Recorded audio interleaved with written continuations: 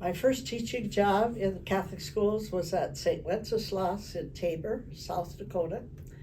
I was there just one semester because I graduated in December, so I went there for second semester. I taught 6th, 7th, and 8th grade, all the subjects, and I had 50 students.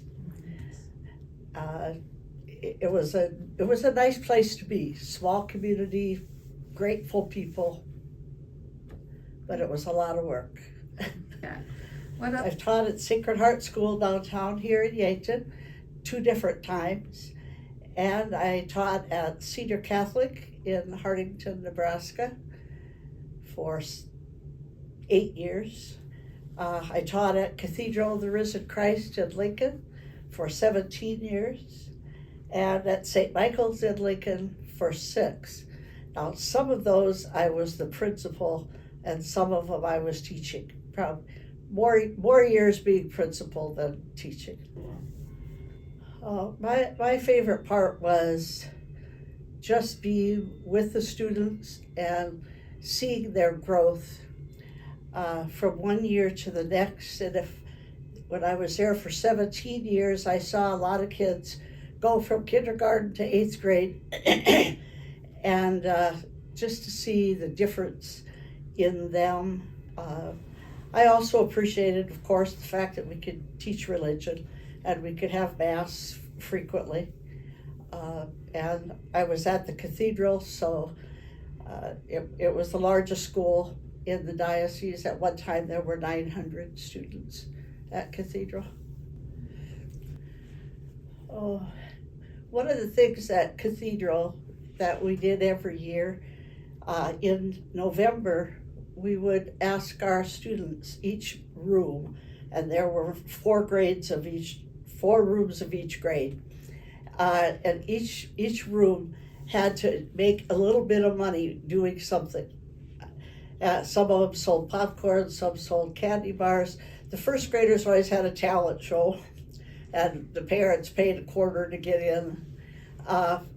And they had different things, and then we also asked the students and parents to contribute as much as they felt. And then we went down. I took a student from each classroom, and we went down to Shopko in the morning before it was open, and because the man that managed it was from Cathedral. And so I would give each student a list of what they should buy, and then we gathered it all together. And we were talking most years $6,000 or $7,000, and then all the things that we bought at Shopko, we brought up to the dining room, the lunchroom, and then at noon the students could see visually what the money went for. And one of my favorite statements from a student at that time, he was in the 3rd grade, and we had, from the floor to the ceiling, we had 5 towers of pillows. That was one of the big things we got, pillows and blankets and then clothes. And this all went to Catholic Social Services. And he came up to me and I said, "This is really something, isn't it?" He said, "Yeah, but you know what, sister?" He said, "I did this in kindergarten, I did this in 1st grade, I did it in 2nd grade, now I'm doing it in 3rd grade, and there's still kids in Lincoln who don't have pillows." And I thought he got the lesson right there. It just kind of bothered him, a little bit. But I think that probably my biggest blessing was the enthusiasm and the support of the families and the parishes.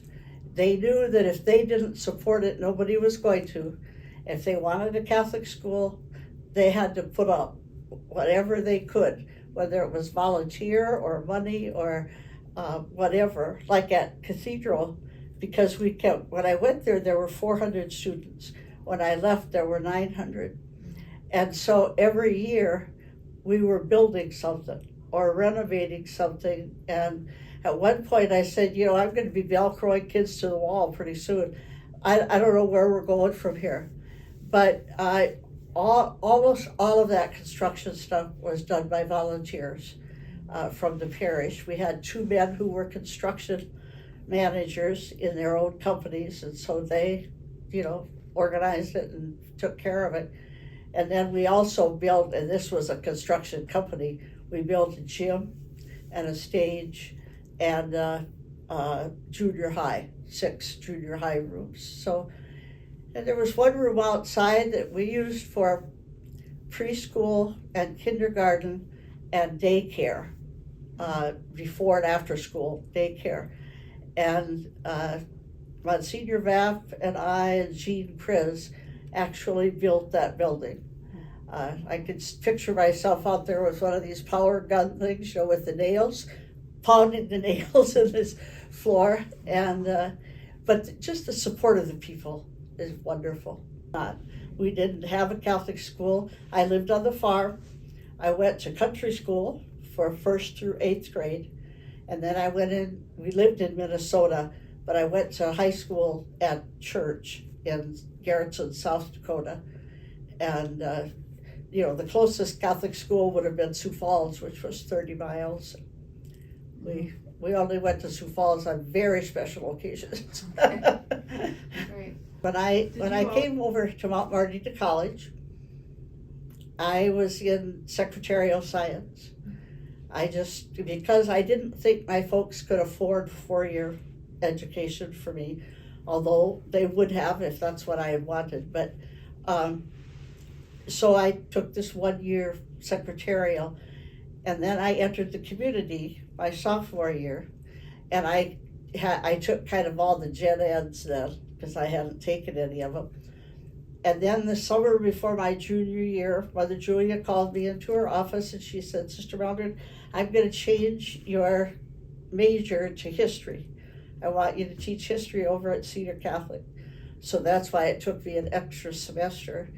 And I had the 1 year, that my junior year, I remember I took 21 hours of history courses. Wow. Just because I was way behind, and then that last semester, before I graduated in December, that's when I student taught down at Sacred Heart.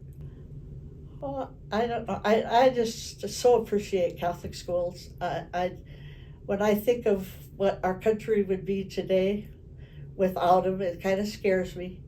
When I think of all the hospitals and all the schools that sisters and the church have done over all these years, it's just amazing to me.